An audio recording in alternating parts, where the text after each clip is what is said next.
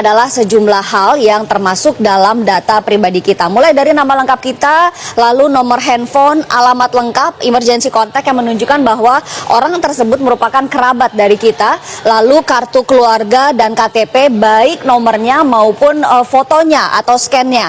Nama ibu kandung ini biasa digunakan untuk keperluan perbankan, lalu foto selfie karena bisa digunakan untuk otorisasi, apalagi foto selfie sambil memegang identitas lain seperti KTP atau KK.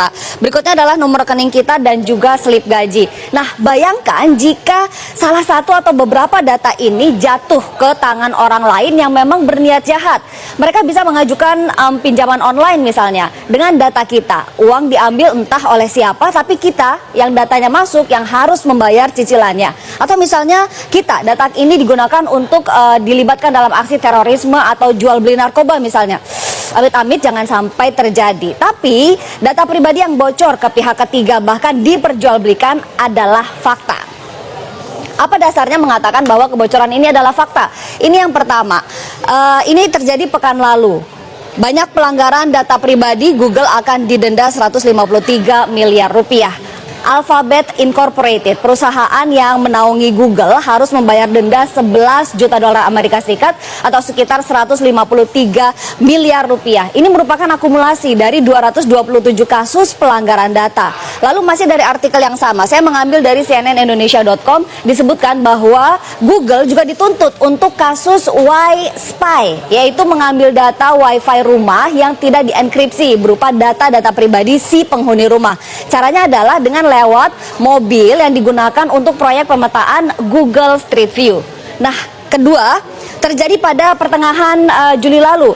Ada 70 pengemudi ojek online atau ojol di Pontianak yang menerima tagihan utang. Besarnya tidak tanggung-tanggung, mulai dari 1 juta sampai 23 juta rupiah. Padahal mereka tidak pernah mengajukan pinjaman sama sekali. Rupanya setelah ditelusuri, ini terjadi karena mereka latah mengikuti sebuah postingan di Facebook yang mengiming-imingi uang 100 ribu rupiah hanya dengan menyerahkan foto diri dan foto KTP. Ternyata foto itu disalahgunakan oleh seorang oknum untuk mengajukan pinjaman online. Akibatnya mereka yang ditagih untuk membayar pinjaman tersebut. Nah, ini pinjaman online ini saat ini marak dengan istilah pinjol atau pinjaman online. Nah, ketiga juga faktanya adalah ada pegiat keamanan siber yang dengan mudah membongkar aplikasi pinjol atau pinjaman online yang ternyata tidak menjaga kerahasiaan data pribadi penggunanya, sehingga pihak ketiga dengan mudah bisa melihat basis data pengguna aplikasi pinjaman online tersebut.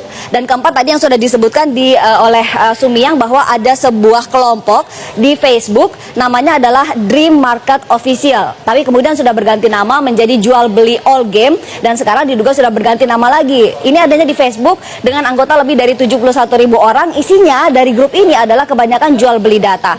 Nah, sejumlah pengamat keamanan siber sudah membenarkan bahwa grup ini ada dan sudah dilaporkan ke Facebook dan juga Polri untuk ditindaklanjuti.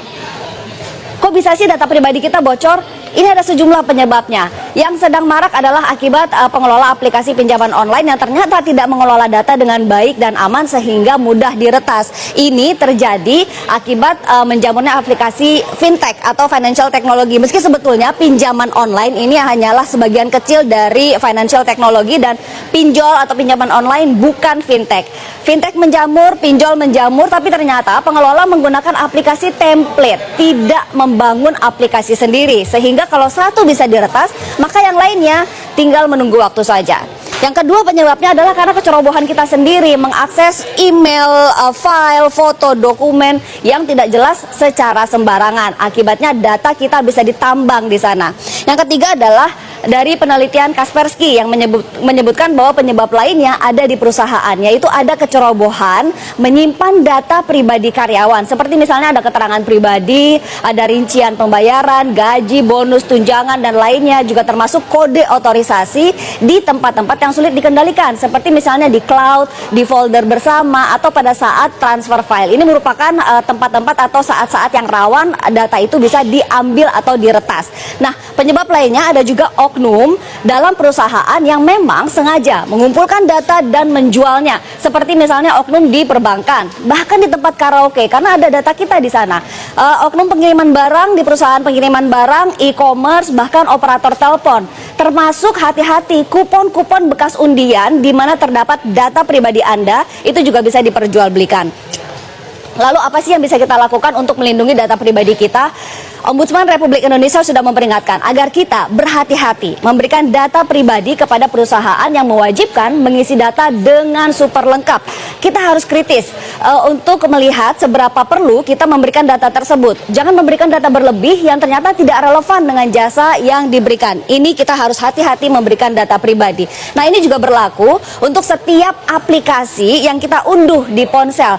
Kritislah dengan permintaan akses ponsel kita. Misalnya aplikasi musik, tapi ingin dapat akses untuk ke kontak, bahkan ke file telepon, ke file foto, file video kita, itu kan tidak ada hubungannya. Nah, jika memang aplikasi tersebut meminta akses terlalu banyak, tinggalkan saja, jangan diunduh. Berikutnya, kita harus bersih-bersih digital secara reguler. Menghapus item-item yang sudah tidak digunakan lagi dari inbox email, juga file-file yang usang harus kita hapus dari perangkat keras kita. Dan kita juga harus melakukan pemeriksaan dan pengaturan keamanan email dan juga akun-akun medsos kita, Facebook, Twitter, Instagram, semua secara reguler. Kita gunakan password yang rumit dan ganti secara berkala. Jangan sembarangan login ke situs-situs yang tidak jelas, seperti misalnya situs kencan online dengan menggunakan alamat email yang terhubung dengan layanan perbankan. Ini sangat berbahaya. Dan yang ketiga adalah sebisa mungkin jangan unggah, scan, atau foto online. Foto selfie kita sekali lagi bisa digunakan untuk memberikan otorisasi, apalagi foto selfie sambil memegang identitas lain seperti KTP. Demikian juga dengan kartu identitas, KTP, KK, dokumen penagihan, termasuk tiket perjalanan, jangan pernah diunggah ke online. Keren sih mengunggah tiket perjalanan ke sosial media, apalagi tiket ke luar negeri. Tapi hati-hati, ini juga berarti mengumumkan kepada media Anda tidak berada di rumah dan bisa menjadi undangan bagi pihak yang berniat jahat untuk datang ke rumah Anda saat Anda tidak ada di rumah.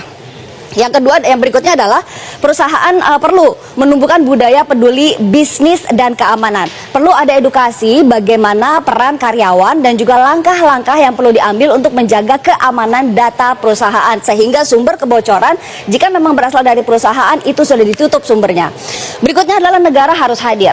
Setidaknya ada 30 loh undang-undang yang menyinggung data pribadi. Pastinya tentu saja undang-undang perbankan, ada juga undang-undang ITE, ada undang-undang administrasi kependudukan dan pencatatan sipil, undang-undang telekomunikasi, keterbukaan informasi publik, dan sebagainya. Total ada sekitar 30. Kominfo juga tengah memprakarsai untuk dibuatnya undang-undang perlindungan data pribadi. Nah, sekarang tinggal bagaimana implementasi dari puluhan undang-undang yang sudah ada ini. Adakah aturan turunannya yang bisa menjadi petunjuk teknis atau juknis dan juga juklak aparat di lapangan? Ada enggak? Yang kedua, apakah aturan-aturan ini update dengan perkembangan teknologi saat ini? Lalu bagaimana dengan pinjaman online? Jika kita betul-betul membutuhkan, apa yang harus diperhatikan? Yang pertama, jika memang ingin menggunakan jasa pinjaman online, pastikan bahwa pinjaman online tersebut terdaftar di OJK, karena tidak semua aplikasi pinjaman online terdaftar dan berada dalam pengawasan OJK.